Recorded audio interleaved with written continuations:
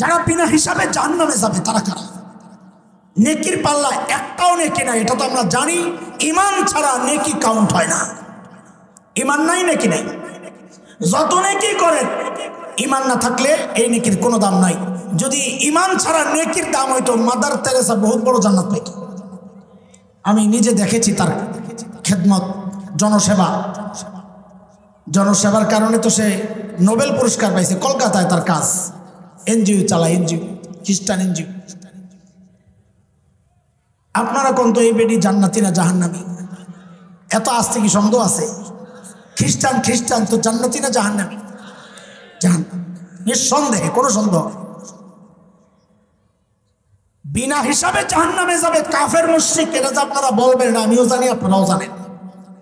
কিন্তু আমাদের আলোচনা এটা নিয়ে না, এটা তো জানা কথা। আমরা তুলতে চাই আমরা আরেকটা শ্রেণীকে, যাদের দিকে কারো নজর যায় না, কারণ তার নাম তো মুসলমান। সে তো মুসলিম পরিবারে জন্ম, মুসলিম সমাজে বসবাস করে, মারা গেলে কুলখানি হয়। তারা আল্লাহ বলতেছে, ومن يرتد منكم عن دينه فيمت وهو كافر فأولئك حبطت أعمالهم في الدنيا والآخرة وأولئك أصحاب النار هم فيها خالدون।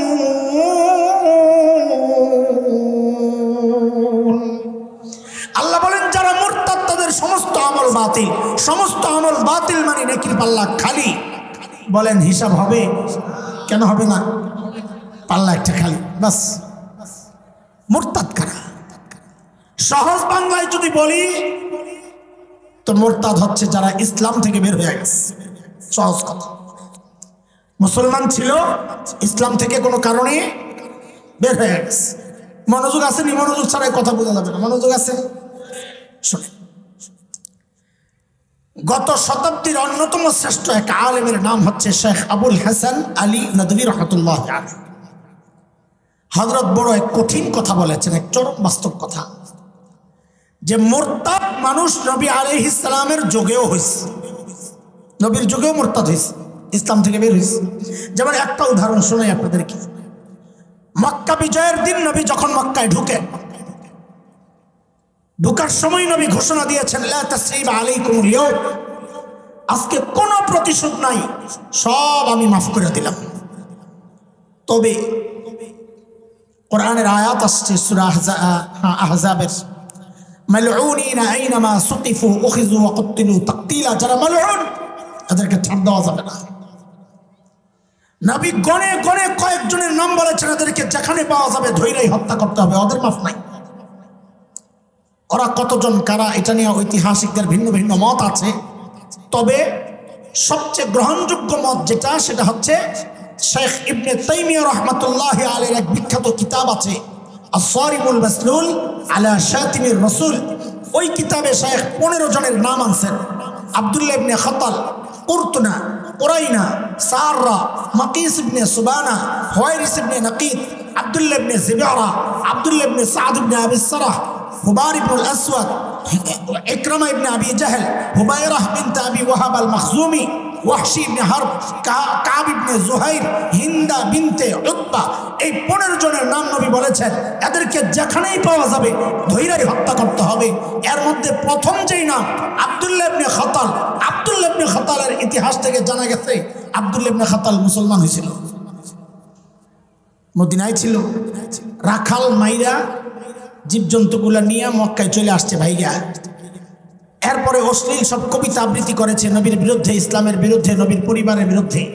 গান বানাইতো, গান, আর নিজের নর্তকী ছিল কুরতুনা কুরাইনা, ওদেরকে দিয়ে নাচাইতো আর গান বলাইতো। এই জন্য নবী সবগুলোর উপর মৃত্যুদণ্ড ফয়সালা করছে।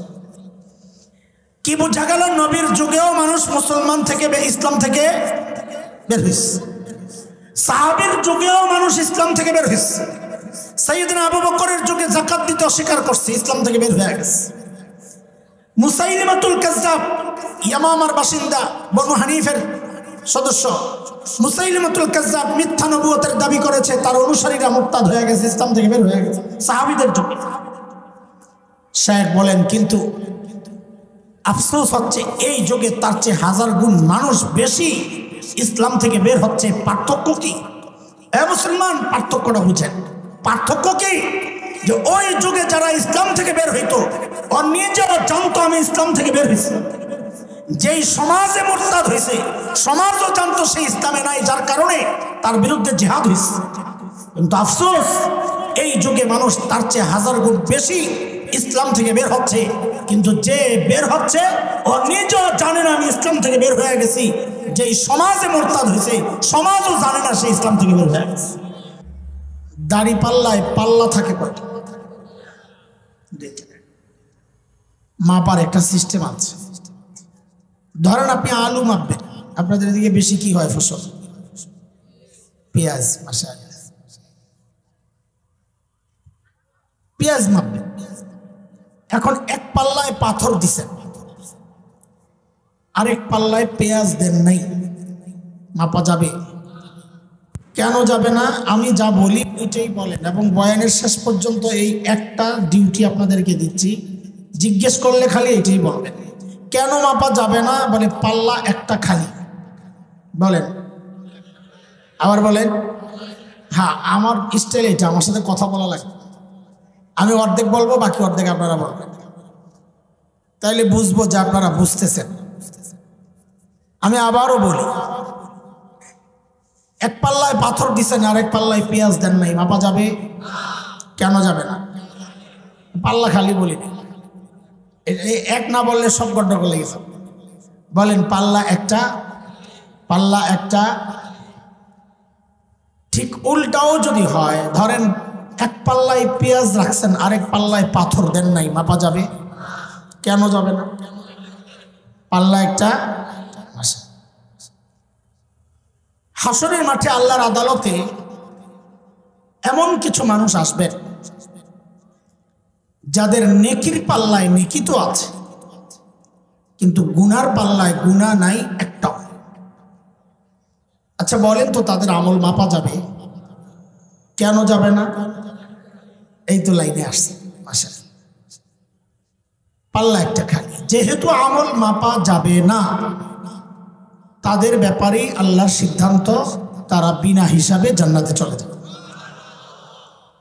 হিসাব হবে? কেন হবে না?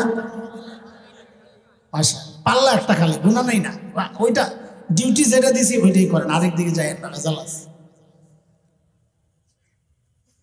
এক শ্রেণী গেল। আরেকটা শ্রেণী আল্লাহর আদালতে এমন আসবে যাদের গুনার পাল্লায় গুনাহ তো আছে, নেকির পাল্লায় নেকি নাই একটাও। বলেন, তাদের আমল মাপা যাবে? কেন যাবে না? পাল্লা একটা খালি। তাদের ব্যাপারে আল্লাহর সিদ্ধান্ত, ফালা নুকিমু লাহুম ইয়াউমাল কিয়ামাতি ওয়াজনা। আমি ওদের আমল মাপবো না। যেহেতু আমল মাপবেন না, সিস্টেমে পড়ে নাই, তারা বিনা হিসাবে জাহান্নামে যাবে। কয় গ্রুপ গেল? এক গ্রুপ বিনা হিসাবে, আরেক গ্রুপ বিনা হিসাবে, আর রয়েছে কয় গ্রুপ? ওই দুই গ্রুপের এক গ্রুপ এমন হবে যাদের নেকির পাল্লা ভারী অথবা গুনার পাল্লা ভারী। যদি নেকির পাল্লা ভারী হয়, তার ব্যাপারে আল্লাহর কি সিদ্ধান্ত আল্লাহ নিজেই বলতেছেন সূরা কারিআর মধ্যে, ফাআম্মা মান সাকুলাত মাওয়াজিনুহু ফাহুয়া ফি ঈশাতির রাদিয়াহ। যার নেকির পাল্লা ভারী, আল্লাহ বলেন সে জান্নাতি। কয় গ্রুপ গেল? আর রয়েছে কয় গ্রুপ? আল্লাহ বলেন, ওয়া আম্মা মান খাফফাত মাওয়াজিনুহু ফাউম্মুহু হাওিয়া। যার নেকির পাল্লা হালকা, গুনার পাল্লা ভারী, আল্লাহ বলেন সে জাহান্নামী। এই কয় গ্রুপ হয়েছে? এক গ্রুপ বিনা হিসাবে, আরেক গ্রুপ বিনা হিসাবে, আরেক গ্রুপ হিসাব সহ, আরেক গ্রুপ হিসাব সহ। বুঝে আসছে? এই পর্যন্ত বুঝছেন তো? সামনে আগাবো না আবার বলবো? বললেন না, বুঝলে বলবেন। সবচেয়ে প্রথম গ্রুপ বিনা হিসাবে যারা জান্নাতে যাবেন, যাদের গুনাহ নাই একটাও, তারা কারা? আর ডিউটি যেটা দিছি ওইটা করেন, অগ্রিম কিছু বললেন না। আমারও কিছু বলতে দেন, সব আপনারা করবেন নাকি? জিজ্ঞেস করলে বললেন। আহলুস সুন্নাহ ওয়াল জামাতের আকীদা হচ্ছে সমস্ত নবী মাসুম, নিষ্পাপ। কোন নবী জিন্দেগিতে কোনো গুনাহ করেন নাই। এটা একটা মৌলিক আকীদা। কেন গুনাহ করেন নাই নবীরা, এটা এক ভিন্ন বিষয়, ওদিকে ঢুকলে দেরি হয়ে যাবে। যেহেতু প্রসঙ্গ তুলেছি একটু শুনে রাখেন, যেন একেবারে জানি না এমনটা না। নবীরা গুনাহ কেন করেন নাই, আর অনেক কারণের মধ্যে একটা মৌলিক কারণ হচ্ছে নবীদেরকে, সমস্ত নবীকে আল্লাহ নিজেই গুনাহ থেকে বাঁচায় রাখছে। আমাকে জবাব দেন, নবীরা গুনাহ কেন করেন নাই? আল্লাহ বাঁচায়। আবার প্রশ্ন আসবে, আল্লাহ কেন বাঁচাইছেন? প্রশ্ন আসতেই থাকবে। ঠিক আছে, জবাব শুনে নেন যেন অস্পষ্টতা না থাকে।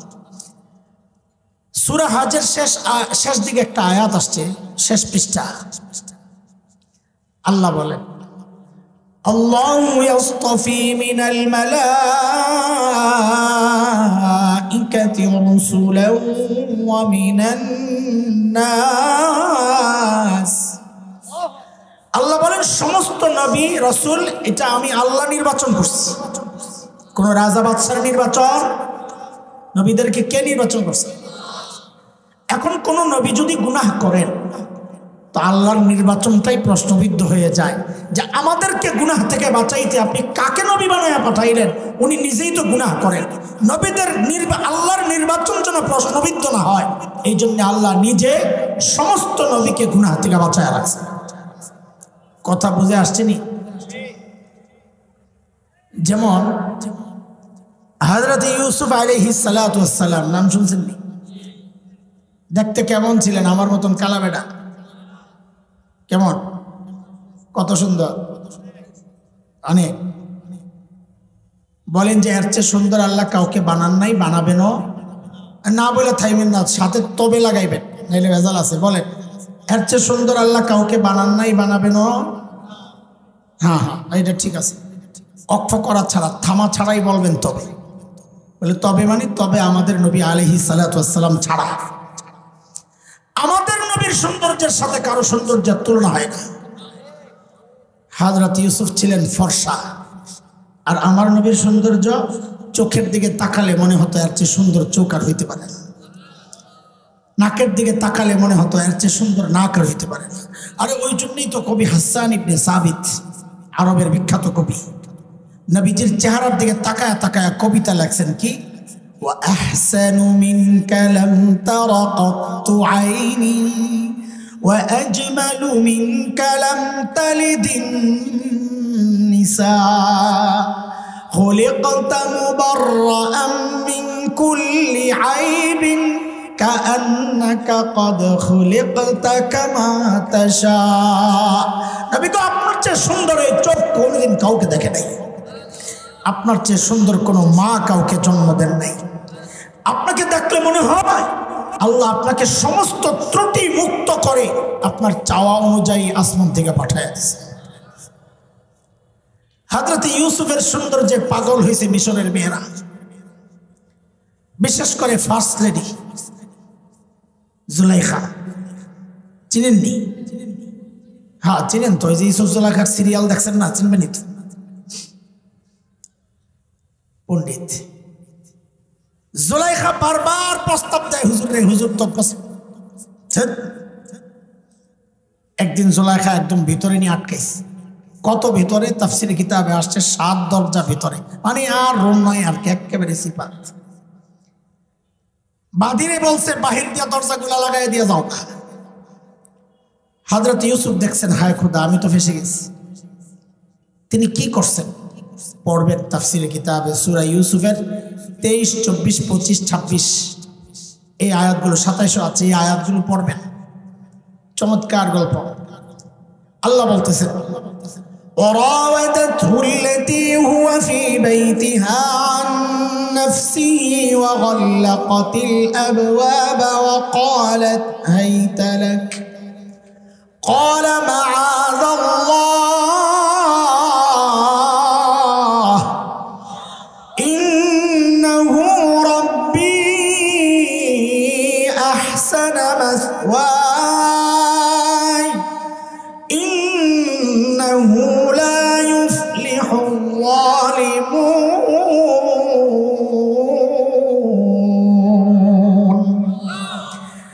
বিপদে পইরাই দিছেন এক ডাক, আল্লাহ আমারে বাঁচান। বিপদে পড়লে কারে ডাকতে হয়? ক্ষমতায় যেতে হলে আমেরিকারে ডাকতে হয়, তো না কয়ে বয়ে রয়েছেন, কারে ডাকতে হয়? কয়ালেন কারে? ইজ্জত দেনেওয়ালা, ইজ্জত নেন ছিনাইয়া, ক্ষমতা দেন কে? ক্ষমতা ছিনাইয়া নেন কে? সব কিছু চাইতে হয় কার কাছে? শুধু বাচ্চাটা চাইতে হয় খাজা বাবার কাছে। হ্যাঁ হ্যাঁ, কার কাছে? আল্লাহ মাশা। 24 নম্বর আয়াতে আল্লাহ বলতেছেন আমি ইউসুফকে বাঁচিয়ে দিস। তাহলে নবীদেরকে বাঁচান কে? আমাদের প্রমাণটা রাইখা গেলাম, নবীদেরকে কে বাঁচান? আল্লাহ বাঁচান। কেমনে বাঁচাইছেন? 25 নম্বর আয়াত থেকে আল্লাহ নিজেই বলতেছেন واستبق الباب وقدت قميصه من دبر وألف يا سيدها لدى الباب قالت ما جزاء من أراد بأهلك سوءا إلا أن يسجن أو عذاب أليم।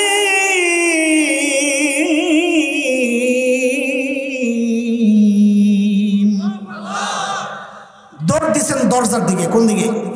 আয় তাড়াতাড়ি বলেন, দেখছেন না দরজা বন্ধ? হযরত ইউসুফ দেখছেন না দরজা বন্ধ? কোন দিক দিয়া? ভেতর দিয়া না বাইরে দিয়া? আরে ভেতর দিয়া হইলেও তো বলে দৌড়ে যায়, একটু ট্রাই করে তালাটারে টেনে টেনে দিয়েছ, খোলা যায়নি। ওই সম্ভাবনাও তো ছিল না, তো দৌড় দিলেন কোন আশায়? হযরত ইউসুফের ঈমান আমার আপনার মতো নরবরে ঈমান না, ওটা ছিল নবীওয়ালা ঈমান। তিনি চিন্তা করেছেন যে আল্লাহকে ডাক দিয়েছি, ওই আল্লাহ আমাকে একা ছাড়তে পারেন না। যেই না দরজার দিকে দৌড় দিছে, বেরিয়েও পিছনে পিছনে মারছে থাবা পিছন দিয়া। হুজুরের কম দামি কাপড় সবর জামা গেছে পিছন দিয়া ছিঁড়া। আপনার মতো টাইট সুটমুট হইলে তো আর ছিটত না হুজুরের জামা। হযরত ইউসুফ যেই দরজার সামনে গেছেন, দরজা খাট করে খুলে গেছে।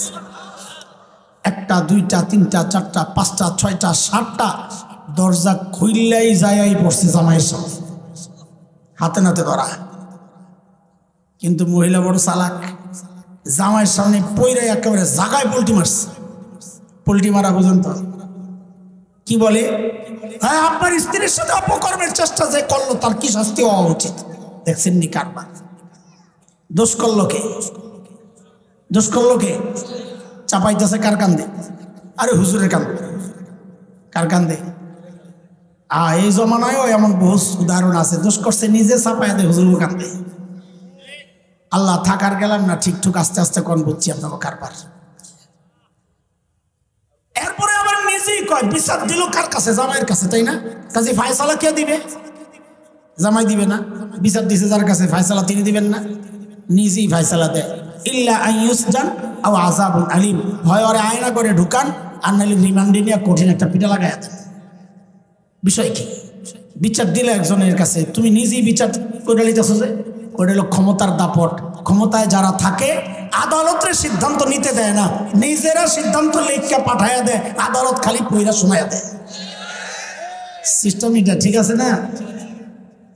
আল্লাহ জুলেখার জামাই তো চিন্তা করতেছে কারবারটা কি, ভাবে তো বুঝছে, দৌড়ের ভাব দেখতেই তো বোঝা গেছে কে ধরতে চায় কে পালাইতে চায়, বুঝছেন না?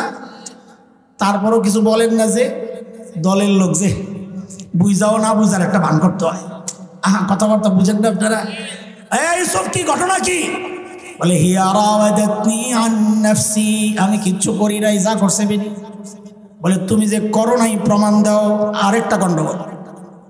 কয় গন্ডগোল বুঝাম আপনার আসল জায়গা ছুটে দেবো। কি গন্ডগোল? দুনিয়ার আইন আদালত, ইসলামী আইন আদালতের সিস্টেম হচ্ছে প্রমাণ দেয় বাদী, যে অভিযোগ করে। আমরা আরবিতে বলি আল বাইয়িনাতু আলাল মুদ্দাই। কাজী প্রমাণ কে দিবে? এখানে অভিযোগ করছে জুলাইখা, প্রমাণ কার দেওয়ার কথা? নাম বলেন, কার দেওয়ার কথা? অথচ প্রমাণ চাওয়া হচ্ছে কার কাছে? আরে হুজুরের কাছে কইতে পারেন না, বারে বারে শিখাই দিই। কারণ আছে, শব্দটা বলার কারণ আছে। বলে প্রমাণ চাওয়া হচ্ছে কার কাছে? নিয়ম ঠিক আছে না উল্টাইছে? কথা বলে না, ঠিক আছে না উল্টাইছে? কেন উল্টাইলো? জুলাইখার ক্ষমতায়। কথা একটাই, ক্ষমতায় থাকলে নিয়ম উল্টানোই নিয়ম হয়ে যায়। আহা, কথা বলেন না। আল্লাহ, হযরত ইউসুফ চিন্তা করতেছেন, রুমের ভিতরে ছিলাম আমি আর মহিলা একা, প্রমাণ আসবো কোত্থেকে? কিন্তু হতাশ হন নাই। এর মধ্যেই দেখেন যে কানের মধ্যে একটা কান্নার আওয়াজ বাজতেছে। কে ওইটা? জুলাইখার ফুফাতো বোন, তার এক ছেলে বেড়াইতে আসছিল, তার দুধের ছেলে। এমন কান্না, থামার কোনো নামগন্ধ নাই, যেন কান্নার একটা মেশিন ছেড়ে দিছে। চলছে গাড়ি যাত্রা। সাইয়েদনা ইউসুফ বুঝে গেছেন এই কান্নার মধ্যেই রহস্য আছে, এই কান্নার মধ্যেই আল্লাহ আমার বাঁচার ব্যবস্থা রেখেছেন। হয়তোবা হযরত ইউসুফ বলেন, আমার পক্ষে সাক্ষী দিবে ওই পিচ্চিটা।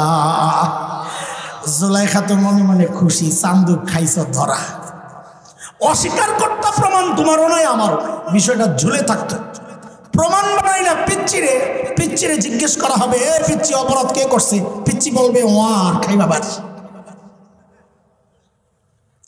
আল্লাহ, পিচ্চির কান্না থামে না, থামে না, থামে না। যেই না হযরত ইউসুফের সামনে আনছেন পিচ্চি, সাথে সাথে কান্না বন্ধ।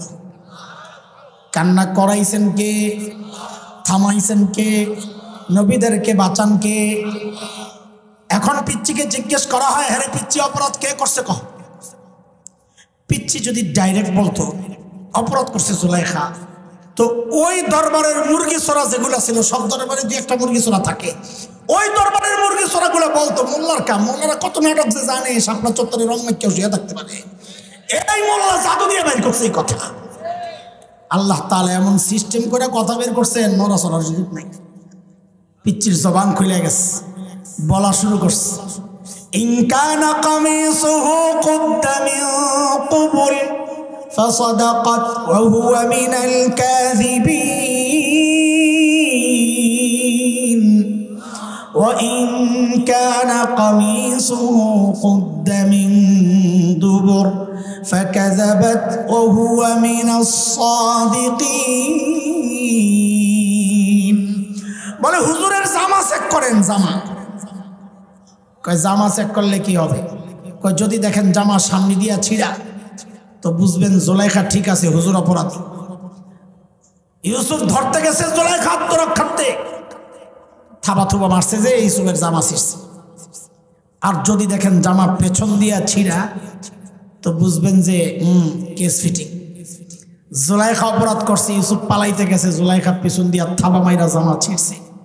জামা ছিঁড়া কোন দিক দিয়া মনে আসেনি? ফালাম্মা রাআ কামিসাহু কুদ্দা মিন দুবুর, চেক করে দেখে, হায় খোদা, জামা তো পেছন দিয়া ছিঁড়া। এখন মিশরের গভর্নর কি বলে? জুলাইখা, ইন্নাহু মিন কাইদিকুন্না ইন্না কাইদাকুন্না আযীম। তবু বেডিগো চক্রান্ত বড় মারাত্মক। এরপরের কথাটা শোনানোর জন্য আমি পুরো গল্পটা আনছি, না হয় বলতাম না। এরপরে মিশরের গভর্নর বড় আজীব কিছু কথা বলছেন, এটা সবার জন্য শিক্ষা। তিনি বলেছেন, ইউসুফ আরিদান হাজা, এটা নিয়ে ঘাটাঘাটি করো না, মানিজ্যতের ব্যাপার, তোমারও বদনাম হবে, আমাদের বদনাম। রাখো।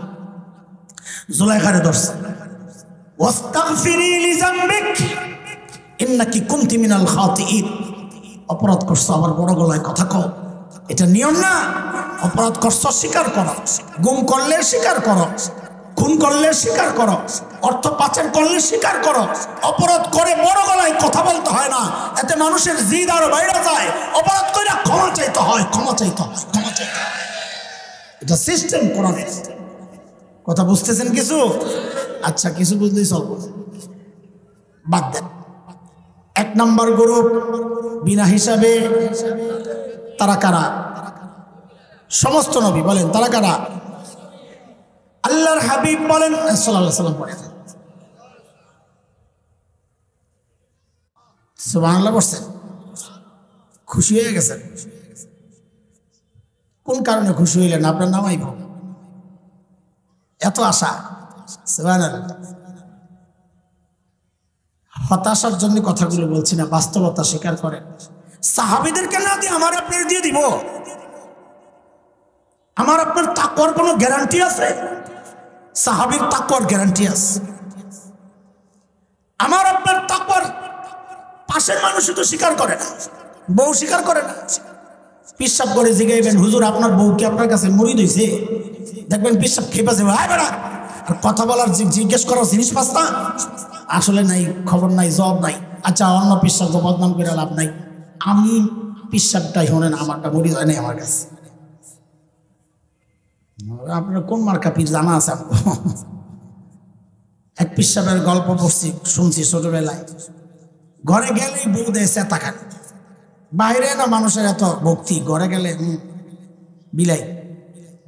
একদিন ঘরে গেছে আর বউ দিছে এক চিৎকার, আহারে আল্লাহ। পিশাব কি এমন ভাবে আল্লাহ বললাম, মনে হয় যেন জিন্দিগিতে কিছু দেইতেই নেই। কই দিছেন দিছেন, কিন্তু আজকে একটা দৃশ্য দেখা আমার কলজাটা চলে গেছে। কি দেখছো? আজকে দেখছি আমাদের বাড়ির সামনে দিয়ে এক পিশাব উইরা উইরা যায়। আমার খোদায় কোন পীর মিলাইল, ওটা তো লেংরাই লেংরাই আটে। পিশাব বলে, আরে পোড়া কপাল, এতদিন মনে করছিলাম তো দিলটা নষ্ট, এখন দিয়ে শক্তিও গেছে। কেন খেয়াল করে দেখো নাই, ওই যে উইরা গেছে যে আমি আসিলাম, আমি এখন বউ কি বলে, আরে তাই তো বলি, আমি অনেক চিন্তা করছি বিষয়টা, তাই তো বলি ডানা একটা ভাঙ্গা খেয়ে।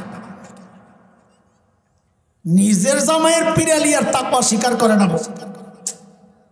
আমার আপনার তাকওয়ার সাক্ষী পাশের মানুষ দেয় না, আর আল্লাহর নবীর সাহাবীর তাকওয়ার সাক্ষী শুধু পাশের মানুষ না, আল্লাহ তাআলা নিজে দিয়েছেন।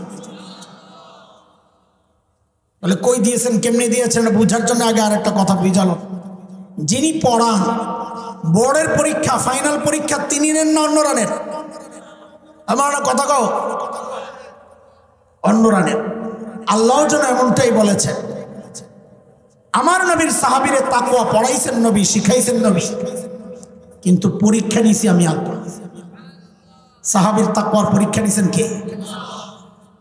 26 নম্বর পারার সূরাতুল হুজুরাত 3 নম্বর আয়াত আল্লাহ বলেন, ইন্নাল্লাযীনা ইয়াগুদ্দুনা আসওয়াতাহুম ইনদা রাসূলিল্লাহ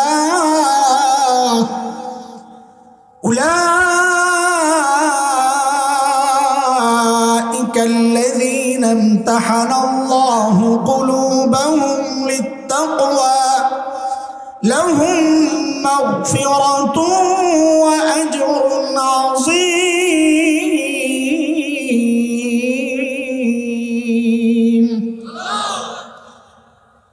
বলে আমি পরীক্ষা নিছি, বলে ফলাফল কি? এই খাতা যারা দেখেন তারা ভালো করে বুঝবেন জিনিসটা। অনেক সময় এমন খাতা আসে, লেখা সুন্দর না, কিছু বানান টানান ভুলও আছে, কিন্তু যা চাওয়া হয়েছে এত চমৎকার লেখছে, দিল খুশ। তখন ওই 2-4টা বানান টানান যা ভুল হয়েছে আর নাম্বার কাটতে মনে চায় না, আশপাশ থেকে টাইনা টুইনা না দিয়া দেয় যা।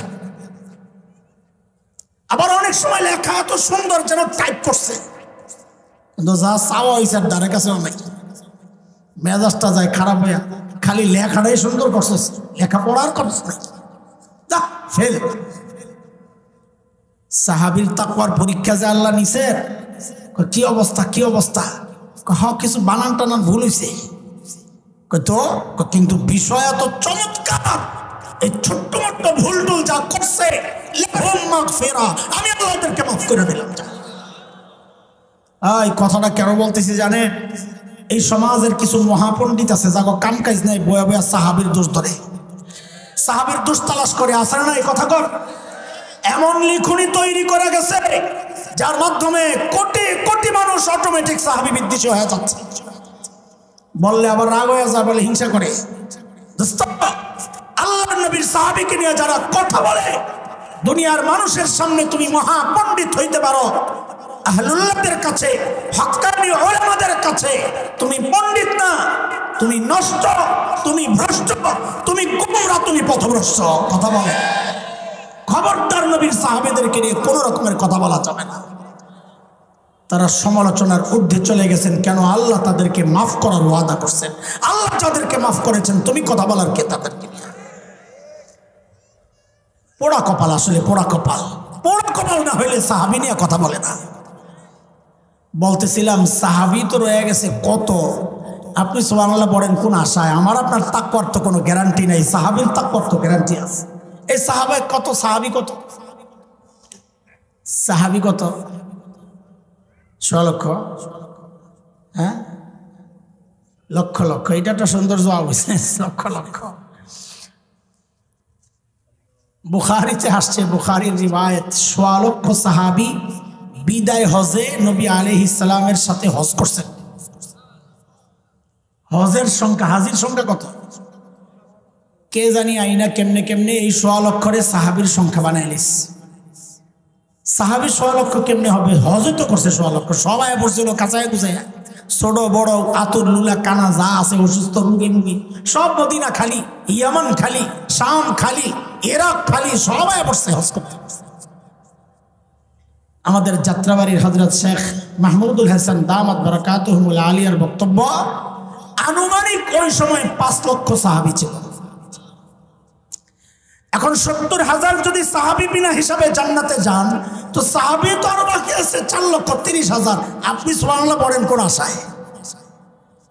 হতাশ হইয়েন না, আছে আছে, লাইন আছে। মনোযোগ আকর্ষণের জন্য এই কথাটা বললাম, বেজাল না লাগাইলাম। আল্লাহর হাবিব এই কথা বলে গেছেন ভেতরে।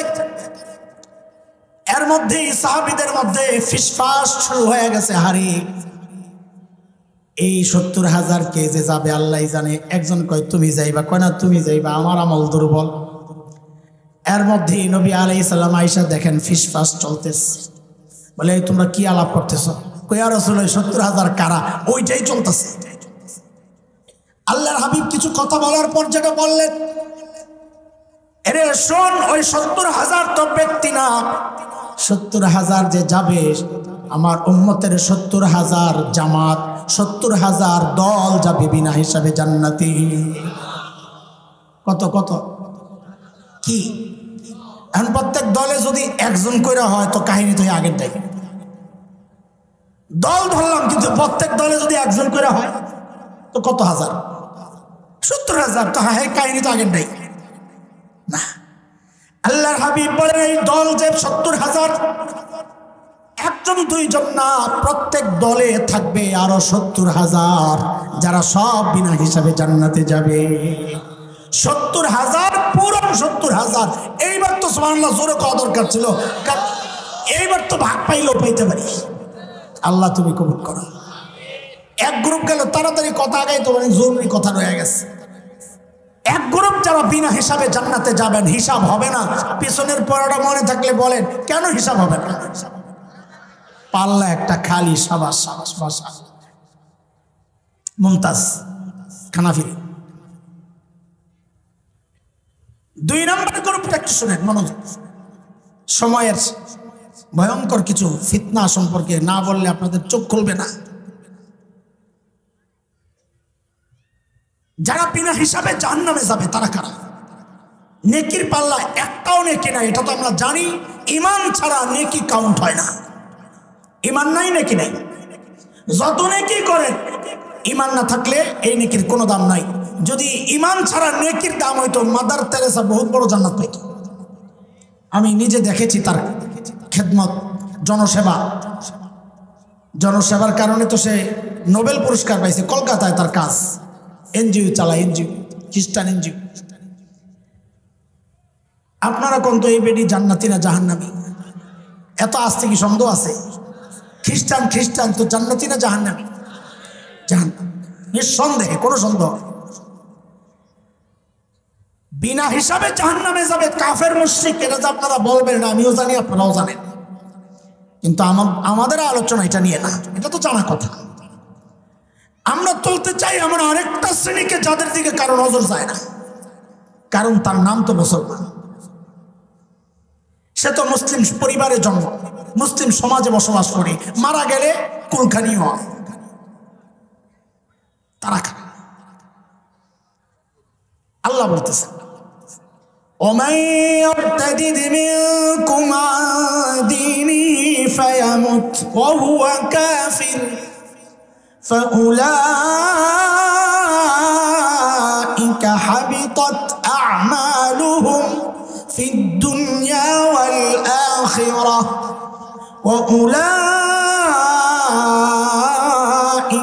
أصحاب النار هم فيها خالدون।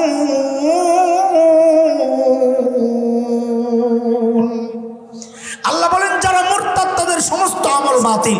সমস্ত আমল বাতিল মানে নেকির পাল্লা খালি। বলেন হিসাব হবে? কেন হবে না? পাল্লা একটা খালি, বাস। মুরতাদ কারা? সহজ বাংলায় যদি বলি তো মুরতাদ হচ্ছে যারা ইসলাম থেকে বের হয়ে গেছে। সহজ কথা, মুসলমান ছিল, ইসলাম থেকে কোনো কারণে বের হয়ে গেছে। মনোযোগ আছে নি? মনোযোগ ছাড়াই কথা বোঝা যাবে না। মনোযোগ আছে? শোনেন, গত শতাব্দীর অন্যতম শ্রেষ্ঠ এক আলেমের নাম হচ্ছে শেখ আবুল হাসান আলী নদভী রহমতুল্লাহ আলাইহি। হযরত বড় এক কঠিন কথা বলেছেন, এক চরম বাস্তব কথা, যে মুরতাদ মানুষ নবী আলাইহিস সালামের যুগেও হয়েছে, নবীর যুগেও মুরতাদ হয়েছে, ইসলাম থেকে বের হয়েছে। যেমন একটা উদাহরণ শোনাই আপনাদেরকে। মক্কা বিজয়ের দিন নবী যখন মক্কায় ঢুকেন, ঢুকার সময় নবী ঘোষণা দিয়েছেন লা তাসরিবা আলাইকুমুল ইয়াউম, আজকে কোনো প্রতিশোধ নাই, সব আমি মাফ করে দিলাম।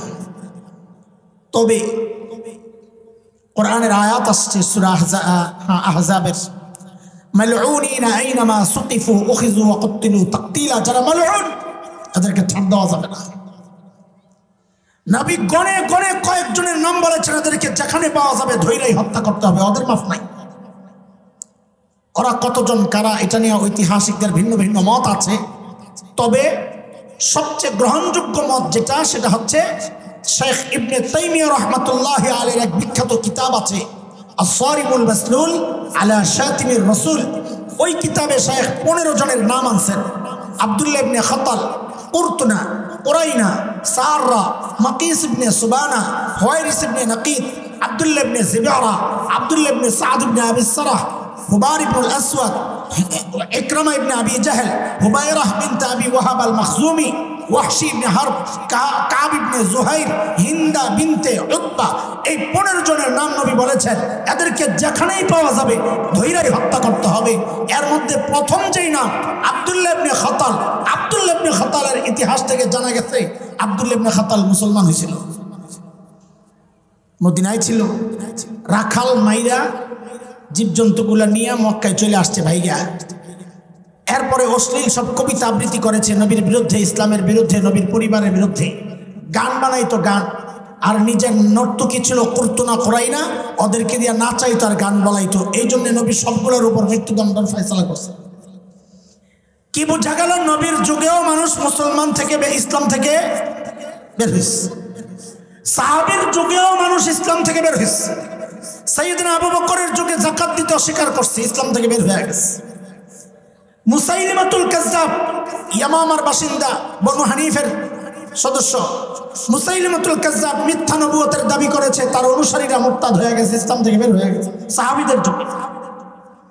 শেখ বলেন কিন্তু আফসোস হচ্ছে এই যুগে তার চেয়ে 1000 গুণ মানুষ বেশি ইসলাম থেকে বের হচ্ছে। পার্থক্য কি?